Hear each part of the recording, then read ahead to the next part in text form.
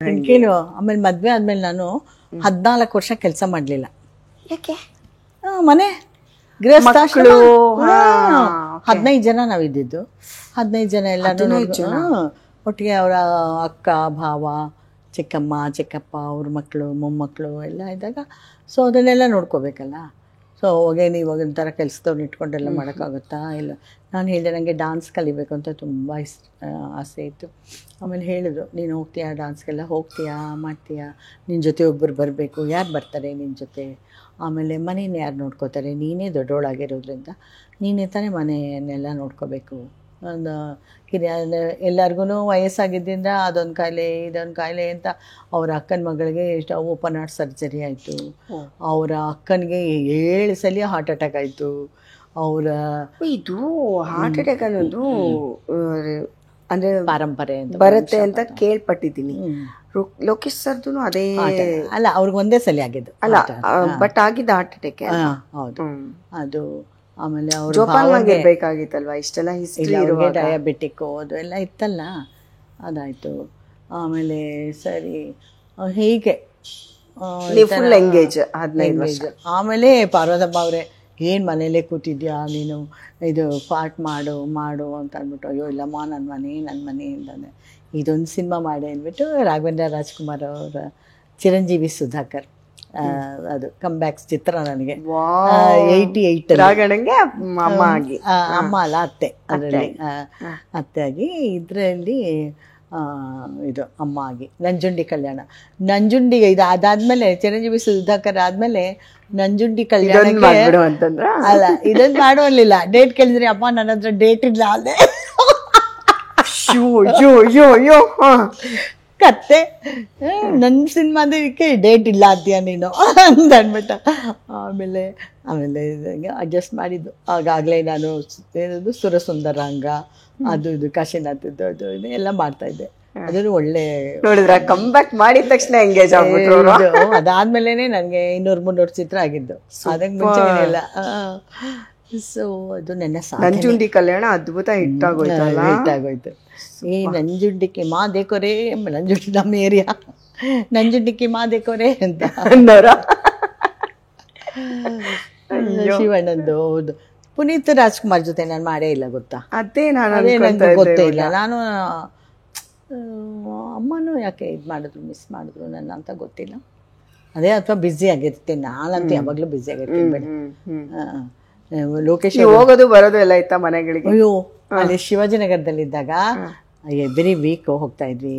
ಆಮೇಲೆ ಒಂದು ಕಲಾವಿದರ ಭೇಟಿ ಇರ್ತಾ ಇತ್ತಲ್ಲ, ಸಂಘದ ಭೇಟಿ ಇರ್ತಿತ್ತು. ಆವಾಗ every month second Sunday Rajkumar ಅವ್ರ ಮನೇಲೇ ಊಟ ಇರೋದು. ರಾಜ್ಕುಮಾರ್ ಅವ್ರಿಗೆ ಊಟ ಇಲ್ಲ ಆದಮೇಲೆ ಒಂದ್ಸಲಿ ನಾನೇ ಎಳ್ಳಡಿಕೆ ಹಾಕೊಡ್ತೀನಿ ಅಂತ ಅಂದ್ಬಿಟ್ಟು ಎಳ್ಳಡಿಕೆ ಹಾಕೊಟ್ಟೆ ರಾಜ್ಕುಮಾರ್ ಅವ್ರಿಗೆ. ಆಮೇಲೆ ಹಾಕೊಟ್ಟೆ. ಅವರು ಸಿಲ್ಕ್ ಜುಬ್ಬ ಎಲ್ಲ ಅವ್ರು ಹಾಕ್ಕೊಂಡಿದ್ರು. ನೋಡಿದ್ರೆ ಬೆವರ್ತಾ ಇದ್ದಾರೆ. ಆಮೇಲೆ ಏನು ಕೆಂಪಗಾಗ್ಬಿಟ್ರು, ಹೀಗೆಲ್ಲ ಮಾಡ್ತಾ ಇದ್ದಾರೆ. ಅಣ್ಣ ಏನಾಯ್ತು, ನಿಮ್ಮ ಅಭಿಮಾನಿಗಳು ಅಷ್ಟೇ ನನ್ ಬಿಡಲ್ಲ. ನಿಜ ಇದು ಬಿಡಲ್ಲ, ಏನಾಯ್ತಲ್ಲ ಹಿಂಗೆ ಅಂತಾರೆ. ಅವ್ನು ಮಾತಾಡೋಕ್ಕೆ ಬಿಡ್ತಾ ಇಲ್ಲ, ಹಿಂಗಂತ ಇದ್ದಾರೆ. ಆಮೇಲೆ ಏನಾಯ್ತಾನೆ ಅಂದರೆ ಅದೇನೋ ಅಡಿಕೆ ಇರುತ್ತಂತಲ್ಲ, ಅದೇನೋ ಸೊಕ್ಕು ಬಿಡ್ತಂತದು, ಸೊಕ್ಕು ಅಡಿಕೆ ಇರುತ್ತಂತಲ್ಲ, ಹಂಗಾಗಿ ಏನು ಬೇವರು. ನನಗೂ ಆಗಲ್ಲ ಅಡಿಕೆ ಸಿಗಾಕೊಳ್ಳೋದು, ಎಲ್ಲ ಕಿವಿಲೆಲ್ಲ ಬೆಚ್ಚಗಾಗೋದು, ಕೆಂಪಗೆ ಮೊದಲೇ ಕಲರು ರೆಡ್ ಆಗ್ಬಿಡ್ತಾರೆ. ಏನಾರಾಗಿದ್ರೆ ಸುಮ್ಮನೆ ಕೂತ್ಕೊಂಬ ಅಂತ ಮಾತಾಡೋಕ್ಕಾದ್ರೂ ಬಿಳೆ ತಾಯಿ ಅಂತ ಅನ್ನೋರು. ಆ ಥರ ಇದ್ವಿ ನಾವು. ನಮಗೆ ಅವ್ರು ರಾಜ್ಕುಮಾರ್ ಅವರು ಅವ್ರು ಹಾಗೆ ಹೀಗೆ ಎಂಥದ್ದು ಇಲ್ಲಪ್ಪ. ನಿನ್ನ ಹತ್ರ ಹೇಗೆ ಮಾತಾಡ್ತಿದ್ನೋ ಅವ್ರ ಹತ್ರನೂ ಹಾಗೆ ಮಾತಾಡ್ತಾ ಇದ್ದೆ. ನೆನಪಿಸ್ಕೊಂಡಿದ್ರ ಯಾವಾಗಾದ್ರೂ ಹಿಂಗೆ ಫಸ್ಟ್ ಸಿನಿಮಾ ಸೀನು ನಂದು ನಿಮ್ ಜೊತೆ? ಅವ್ರ ಹತ್ರ ನೆನಪಿಸ್ಕೊಳ್ಳಿಲ್ಲ. ವರ್ಧಣ್ಣನ್ಗೆ ಹೇಳ್ತಾ ಇದ್ದೆ, ವರ್ಧಣ್ಣ ನೀವು ಕಂಡಿಡಿದ್ರ ನನ್ನನ್ನ ಅಂತಂದ್ಬಿಟ್ಟು. ನನಗೆ ಗೊತ್ತಿತ್ತು ಅಂತಂದ್ರು. ವರ್ಧಣ್ಣ ಅವ್ರ ಮನೆಯವರು ಅಷ್ಟೇ ಕ್ಲೋಸ್, ನನಗೆ ಅಷ್ಟೇ ಕ್ಲೋಸ್. ಆಮೇಲೆ ರಾಜ್ಕುಮಾರ್ ಅವರು ಸಾಯೋದಕ್ಕೆ ಒಂದು 10 ದಿನ ಇರಬೇಕಾದ್ರೆ ಅವಾಗ ಇದು ಬಬ್ರೋಹಾನ ಸಿನಿಮಾ ಬರ್ತಾಯಿತ್ತು. ಅದನ್ನು ಇದು ಮಾಡಿದೆ, ನೋಡ್ತಾ ಇದ್ದೆ. ಫೋನ್ ಮಾಡಿದೆ, ಅಮ್ಮ ಒಂದು 10 ನಿಮಿಷ ಇನ್ನೇನು ಮುಗ್ದೋಗ್ತಾ ಇದೆ, ಆಮೇಲೆ ಮಾಡ್ತೀನಿ ಅಂತಂದರು. ಸರಿ ಅಂತ ಫೋನ್ ಇಟ್ಟೆ. ಆಮೇಲೆ ನೋಡಾದ್ಮೇಲೆ ನೋಡಿದೆ ಎಂಥ ಸಿನಿಮಾಗಳು ಮಾಡಿದ್ದೀವಮ್ಮ, ಎಂಥ ಖುಷಿ ಆಗುತ್ತೆ ಅದನ್ನು. ಹೌದು, ನಿಮ್ಮ ಜನ್ರೇಷನಲ್ಲಿ ನಾವು ಇದ್ದೀವಲ್ಲ, ಅದೇ ಖುಷಿ ಆಗೋದು. ಮತ್ತು ಅದನ್ನು ಮಾಡೋಕ್ಕಾಗತ್ತಾ, ಮಾಡಿದ್ರೂ ಅದು ಆ ಮಟ್ಟಕ್ಕೆ ಬರುತ್ತಾ ಅಂತಂತ ಅಲ್ವಾ? ಅದು ಒಂದು ಜನ್ರೇಷನ್. ಇವಾಗಿನ ಜನ್ರೇಷನ್ ನೆಕ್ಸ್ಟ್ ಜನ್ರೇಷನ್ ಅವ್ರು ಮಾಡೋಕ್ಕಾಗಲ್ಲ. ಆ ಥರ ಎಲ್ಲ ಮಾಡಿ. ಎಲ್ಲಿ ಅಮ್ಮ ತಲೆ ಮಾಂಸ ಎಲ್ಲಿ ಅಂತಂದ್ರು. ಅಣ್ಣ ಮಾಡ್ತೀನಿ ಅಣ್ಣ, ಕರಿತೀನಿ ಅಂತಂತಂದು. ಇಲ್ಲಾಂದ್ರೆ ಮಾಡ್ಕೊಂಡು ತೊಗೊಂಡು ಹೊಟ್ಟೋಗ್ತಾ ಇದ್ದೆ ನಾನು. 10 ದಿನದಲ್ಲಿ ಆಗಿಲ್ಲ ನನಗೆ, ಹೋಗಿಬಿಟ್ರು ಅವರು. ಅದೊಂದು ಬಾಕಿ. ಒಂದ್ಸಲಿ ಅಪ್ಪು ಅವರು ಇಬ್ಬರು ಕನ್ಸಲ್ಲಿ ಬಂದ್ಬಿಟ್ಟಿದ್ರು, ಹಿಂಗೆ ತಲೆ ಮಾಂಸ ಅಂಡ್ ಚಿಕನ್ ಅಂತ. ಆಮೇಲೆ ಆ ಫೋಟೋ ಇಟ್ಬಿಟ್ಟು ಅವ್ರದ್ದು ನೆಕ್ಸ್ಟ್ ಡೇ ಸುಮ್ಮನೆ ಫೋಟೋ ಇಟ್ಟು ಪೂಜೆ ಮಾಡಿ ಊಟ ಎಲ್ಲ ಚಿಕನ್ ಎಲ್ಲ ಮಾಡಿ ಅವ್ರ ಮುಂದೆ ಇಟ್ಟು, ಇನ್ನೇನು ಅಷ್ಟೇನೇನು ಮಾಡೋಕ್ಕಾಗೋದು, ಬೇರೆಯವ್ರಿಗೆ ಊಟ ಹಾಕೋದು. ಸೊ ಹಾಗೆ ಮಾಡಿದ್ದು. ಸೊ ಇವಾಗ ಅಪ್ಪಾಜಿಯವ್ರಿಗೆ ಊಟದ ಬಗ್ಗೆ ಇದ್ದಿದ್ದು ಅದು ಪ್ರೀತಿ, ಗೌರವ, ಭಯ, ಭಕ್ತಿ ನೋಡಿದ್ರೇನೆ ಒಂದು ಎಂಥವ್ರಿಗೂ ನಾವು ಇಷ್ಟು ಬೆಲೆ ಕೊಡ್ಬೇಕು ಅದಕ್ಕೆ, ಊಟಕ್ಕೆ, ತೃಪ್ತಿಗೆ ಅಂತ ಅನ್ಸುತ್ತೆ. ಅಪ್ಪು ಸರೂ ಆ್ಯಸ್ ಇಟ್ ಈಸ್ ಹಂಗೆ ಅವ್ರಿಗೂ. ಅಯ್ಯೋ, ಅಣ್ಣವ್ರು ಹೇಳ್ತಾ ಇದ್ದಿದ್ದು ನಂಗೆ ಒಂದು ಮಾತು ಎಷ್ಟು ಇಷ್ಟ ಆಗುತ್ತೆ. ನಾವು ಎಷ್ಟೇ ಮೇಲಕ್ಕೆ ಹೋಗಲಿ ನಮ್ಮದು ಹಳೆ ದಿನಗಳಿದೆಯಲ್ಲ, ಅವರು ಬೆಳಗ್ಗೆ ಹೊತ್ತು ಒಂದು ಮಂಕಿ ಕ್ಯಾಪ್ ಹಾಕೊಂಡು ವಾಕಿಂಗ್ ಹೋಗೋರು. ಅವ್ರನ್ನ ಯಾರು ಕಂಡುಹಿಡಿತಾ ಇರಲಿಲ್ಲ. ರಾಜ್ಕುಮಾರ್ ಸರ್ ಹೋಗೋರು. ಅವರು ಸದಾಶಿವನಗರ ಸುತ್ತ ದೇವಸ್ಥಾನ ಒಂದಿದೆ ಅಲ್ಲಿ, ಗಣೇಶನ್ ಅದ್ರ ಹತ್ರ ಹೋದ್ರೆ ಈ ಮನೆ ಕಟ್ತಾ ಇರ್ತಾರಲ್ಲ, ಅವರು ಬೆಳಗಿನ ಹೊತ್ತು ಅಡುಗೆ ಎಲ್ಲ ಮಾಡ್ಕೋತಾರೆ. 3 ಕಲ್ಲು ಇಟ್ಬಿಟ್ಟು ಬೇಳೆ ಹಾಕಿ ಅದಕ್ಕೆ ಈರುಳ್ಳಿ ಎಲ್ಲ ಹೆಚ್ಚಾಕಿ ತರಕಾರಿ ಎಲ್ಲ ಹೆಚ್ಚಾಕ್ಬಿಟ್ಟು ಅಷ್ಟೇ ಅವ್ರು ಮಾಡ್ಕೊಳ್ಳೋದು. ಒಂದು ಸಾಂಬಾರು ಪುಡಿ ಹಾಕ್ಬಿಡ್ತಾರಲ್ಲ, ಆ ವಾಸನೆ ತಗೊಂಡ್ರೆ ಇವ್ರಿಗೆ ತಿನ್ಬೇಕು ಅಂತ ಅನ್ನಿಸ್ತಂತೆ. ಅಯ್ಯೋ, ಅದನ್ನು ತಿನ್ಬೇಕು, ಎಷ್ಟು ಆಸೆ ಆಗುತ್ತೆ. ಮನೇಲಿ ಮಾಡೋದಲ್ಲ, ಅಲ್ಲಿ ಅವರಲ್ಲಿ ಹೊರಗಡೆ ಕುಕ್ ಮಾಡ್ತಿರೋದು.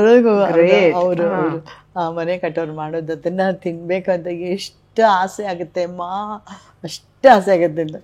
ಅದು ಆ ವಾಸನೆ, ಆ ರುಚಿ, ಅದೆಲ್ಲ ನಮ್ಮಲ್ಲಿ ಹಾಗೆ ಉಳ್ಕೊಂಬಿಟ್ಟಿರುತ್ತೆ ಗೊತ್ತಾ. ನೀನೇನೇ ಎಂಥದೇ ವೈಭೋಗದ್ದು ಕೊಟ್ಟರು 5 ಸ್ಟಾರ್ ಹೋಟ್ಲಿಗೆ ಕರ್ಕೊಂಡು ಹೋಗ್ಬಿಟ್ಟು ನೀವು ಊಟ ಹಾಕಿದ್ರೆ ಊಟ ಮಾಡ್ದಂಗೆ ಅನ್ಸುತ್ತಾ? ಇಲ್ಲ ಅಲ್ವಾ? ಅದೇ ಲೋಕಲ್ ಆಗಿ ಒಂದು ಫಂಕ್ಷನ್ ಮಾಡಿ ಬಾಳೆಲೆ ಹಾಕಿ ಅಲ್ಲಿ ಊಟ ಮಾಡಿದ್ರೆ ಅದು ಊಟ. ನೀನು ಹೋಗ್ಬೇಕಾದ್ರೆ ನೀನು ಬೇಕಾದ್ರೆ ನಡೆದಾಡಬೇಕು, ಕಾರಲ್ಲಿ ಹೋಗೋದಲ್ಲ. ನಡೆದಾಡ್ಬೇಕಾದ್ರೆ ಗೊತ್ತಾಗುತ್ತೆ ಇಲ್ಲೆಲ್ಲಿ ಏನೇನು ಇರುತ್ತೆ, ಏನೇನು ಘಮ ಬರುತ್ತೆ. ಸೊ ಅದನ್ನ ಅವರು ನೆನ್ಸ್ಕೊತಾ ಇದ್ರು ಅಂದ್ರೆ ಎಂಥ ಗ್ರೇಟ್ ವ್ಯಕ್ತಿ ಅಲ್ವಾ. ಮನೇಲಿ ಏನು ಬೇಕಾದ್ರೂ ಮಾಡಾಕ್ತಾರೆ ಅಲ್ವಾ, ಅದೆಲ್ಲ ಅವ್ರಿಗೆ. ಆಮೇಲೆ ಮನೆಗೆ ಬಂದವ್ರನ್ನ ಅವ್ರು ತಿನ್ಕೊಂಡು ಹೋಗ್ಬೇಕು. ಅವರು ಏನಿರುತ್ತೆ ಅದು ಮಾಡಿ ಒಂದು ಕೊಟ್ಟು ತಾವೇ ಇಷ್ಟು ಒಂದು ಹುಡುಗನ ಥರ ಓಡಾಡೋರು. ಕುತ್ಕೊಳ್ಳಿ ತೊಗೊಂಬರ್ತೀನಿ ಕೂತ್ಕೊಳ್ಳಿ ಅಂತ ಅವರೇ. ಅಯ್ಯೋ ಅಣ್ಣ ಬಿಡಿ, ನಾನು ತೊಗೊಂಬರ್ತೀವಿ. ಅವ್ರು ಯಾವಾಗಲೂ ಒಂಥರ ಮಗುವಿನ ಮನಸ್ಸು ಅಂತ ಹೇಳ್ಬೋದು. ಮಗುವಿನ ಮನಸ್ಸು ಅವ್ರು ಹೊರಗಡೆ ನೋಡೋರ್ಗೆ ರಾಜ್ಕುಮಾರ್ ದೊಡ್ಡ ಕಲಾವಿದರು, ಮನೆ ಮಟ್ಟದಲ್ಲಿ ಹೆಂಗಿದ್ದಾರೆ ಎಲ್ಲರ ಜೊತೆ. ಯಾವತ್ತೂ ಸ್ಟಾರ್ ಆಗಿ ಅವ್ರು ಬದುಕಲಿಲ್ಲ. ಅವರು ಸರಳ ವ್ಯಕ್ತಿ. ಅದೇ ಒಂಥರ ಅರ್ಧಿ ಅಂತಾರಲ್ಲ, ಮಣ್ಣಿನ ಮಗ, ಮಣ್ಣಿನ ವಾಸನೆ, ಅದೆಲ್ಲ ಆ ಥರ ಇದ್ರು. ಅಪ್ಪು ಸರ್ ಜೊತೆ ಹೆಂಗಿತ್ತು ಕನೆಕ್ಷನ್? ಅವ್ರು ಚಿಕ್ಕ ವಯಸ್ಸಿಂದ ನೋಡಿದ್ದೇನೆ ಅವ್ರದ್ದು. ಅವರೇ ಹೇಳೋ ಹಂಗೆ 2 ಫೇಸ್ ಅಮ್ಮ ನಂದು. ಇವಾಗ ನೋಡೋ ಅಪ್ಪು ನಾನು ಅವಾಗಿರ್ಲಿಲ್ಲ ಅಂತ ಹೇಳ್ತಿದ್ರು. ಅಯ್ಯೋ ನನ್ನ ಮಗನೋ, ಅವರು ಏನ್ ಗಲಾಟೆ ಮಾಡೋರು ಅಂದ್ರೆ, ಇವನ್ಗೂ ಬಿಡೋ, ಒಬ್ರು ಯಾವ್ದೋ ಶೂಟಿಂಗ್ ಕರ್ಕೊಂಡು ಹೋಗಿ ಕಚ್ಚಾಡ್ತಾ ಇದ್ದಾರೆ. ಆಮೇಲೆ ಅಯ್ಯೋ ಬಿಡೋ ರಾಜ್ಕುಮಾರ್ ಅವ್ರ ಮಗ ಬಿಡೋ,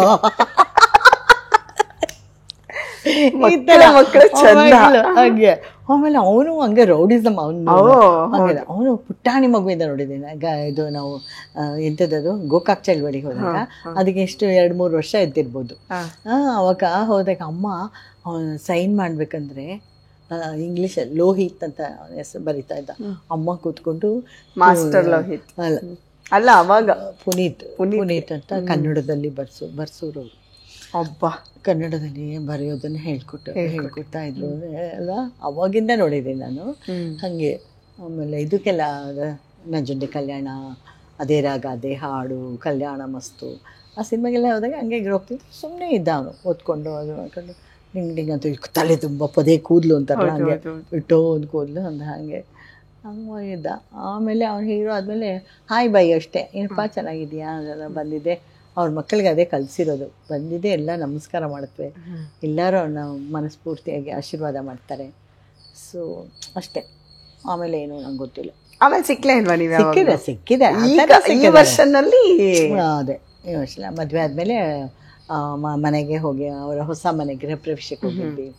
ಆವಾಗ ಎಲ್ಲ ಮಾತಾಡಿಕೊಂಡು ಆ ಥರ ಅಷ್ಟೇ. ಈ ಸಿನಿಮಾ ಇದ್ರಲ್ಲೆಲ್ಲ ನನಗೆ ಗೊತ್ತೇ ಇಲ್ಲ. ಅದ್ರ ಜೊತೆಗೆ ಮಾಡಿಲ್ಲ ನೀವು? ಎಂತ ಕೆಲಸ ಅದೇ ತಲೆ ಒಳಗೆ ಹೋಗ್ಲಿಲ್ಲ ನನಗೆ, ತಲೆ ಒಳಗೆ. ಆಮೇಲೆ ಇದು ತುಂಬಾ ಅನ್ಎಕ್ಸ್ಪೆಕ್ಟೆಡ್ ಅಲ್ವಾ? ನೀವು ಅವಾಗ ಎಲ್ಲಿದ್ರಿ ನೀವು ಈ ಸುದ್ದಿ ಎಲ್ಲ ಬಂದಾಗ? ಅಪ್ಪು ಸರ್ ಸುದ್ದಿ ಬಂದಾಗ ನಾವು ದರ್ಶನ್ ಅವರು ಕ್ರಾಂತಿ ಮಾಡ್ತಾ ಇದ್ದೆ, ಕ್ರಾಂತಿ ಮಾಡಿದ್ದೀನಿ. ಮತ್ತು ಅವತ್ತು ಮಕ್ಕಳಿಗೆಲ್ಲ ಅಂದರೆ ನಮ್ಮ ಯೂನಿಟ್ ಹುಡುಗರಿಗೆಲ್ಲನೂ ಚಿಕನ್ ಮಾಡಿಸಿ ಇವತ್ತು ಅಂತ ಅಂದ್ಬಿಟ್ಟು ಬೇಗ 12 ಗಂಟೆಗೆ 12:30ವರೆಗೆಲ್ಲ ಇದು ಬಿಟ್ಬಿಟ್ರೆ ಏನೋ ಸುದ್ದಿ ಬರ್ತಾ ಇದೆ ಅಂತ. ಆಮೇಲೆ ನಾನು ಹೋಗಿ ರುಚಿ ನೋಡಿದ್ದು, ಅಯ್ಯೋ ಸರಿಯಾಗಿದೆಯಾ ಮಕ್ಕಳಿಗೆಲ್ಲ ಅಂತ ಅಂದ್ಬಿಟ್ಟು, ಎಲ್ಲರೂ ತಿನ್ಬೇಕಲ್ವಾ ಅಂತ ಅಂದ್ಬಿಟ್ಟು ಎಲ್ಲರೂ ಇವತ್ತು ಅದು ನಾನ್ ವೆಜ್ ಬಂತು ಅಂದರೆ ಮಕ್ಕಳಿಗೆಲ್ಲ ಹಸಿವು ಜಾಸ್ತಿ ಆಗಿಬಿಡುತ್ತೆ ಬೇಗ. ಸೊ ಅಂತಂದ್ಬಿಟ್ಟು ಎಲ್ಲ ಬಂದರು ಅಂತಂದರೆ ನೋಡಿದ್ರೆ ಈ ಥರ ಸುದ್ದಿ ಹಿಂಗೆ ಅನ್ನೋಷ್ಟರಲ್ಲಿ ಎಲ್ಲ ಖಾಲಿ ಆಗೋದ್ರು. ಆ ಊಟ ಯಾರಿಗೆ ಕೊಟ್ಟರು, ಯಾರಿಗೆ ಮಾಡಿದ್ರು ಏನೂ ಗೊತ್ತಿಲ್ಲ. ಎಲ್ಲ ಅನ್ನೋಷ್ಟರಲ್ಲಿ ಎಲ್ಲ ದರ್ಶನ್ ಅವರೆಲ್ಲ ಅಲ್ಲೇ ಹೊಟ್ಟೋಗ್ಬಿಟ್ರು. ನಾವು ಆಮೇಲೆ ಹೋಗ್ತೀವಿ, ನನ್ನ ಮಗ ಎಲ್ಲ ಹೋಗ್ಬಿಟ್ಟು. ಅಯ್ಯೋ ಹಾಗಾಯಿತು. ಅದು ಮಾತ್ರ ಆ ಮಕ್ಕಳಿಗೆ ತಂದೆಯಾಗಿರ್ಬೇಕಪ್ಪ ಅಲ್ವಾ? ಅದು ಹೆಣ್ಮಕ್ಳಿಗೆ ಅವಳು ಹೆಂಗಿರ್ತಾಳೆ ಅಶ್ವಿನಿಗೆ ದೇವರು. ಬಟ್ ಏನು ಮುಂದೆ ನಿಂತ್ಕೊಂಡು ಪಾಪ ಮಾಡುತ್ತೆ ನೋಡಿ ಎಲ್ಲನೂ ಅಲ್ವಾ? ಅಷ್ಟು ಧೈರ್ಯ ಅಪ್ಪ. ಅದೇ ಅನ್ಕೋತೀನಿ, ಅಯ್ಯೋ ಮಕ್ಕಳಿಗೆ ತಂದೆಯಾಗಿರ್ಬೇಕಾಗಿತ್ತಲ್ಲಪ್ಪ. ಏನೋ ಒಂದು ಕಾಯಿಲೆ ಕೊಟ್ಬಿಟ್ಟು ಉಳಿಸಿ ಅದು ವಾಸಿಯಾಗಿ ಅವಾಗವಲ್ಲ ತುಂಬ ಅನ್ಯಾಯ ಆಗಿದ್ದು ಅಂದರೆ ಅದಪ್ಪ. ಅದು ನಮ್ಮ ಚಿರಂಜೀವಿ ಅಲ್ವಾ? ಅದಂತೂ ನಿಜವಾಗ್ಲೂ ದೇವರು ಈ ಥರ ಅನ್ಯಾಯ ಮಾಡಬಾರ್ದು.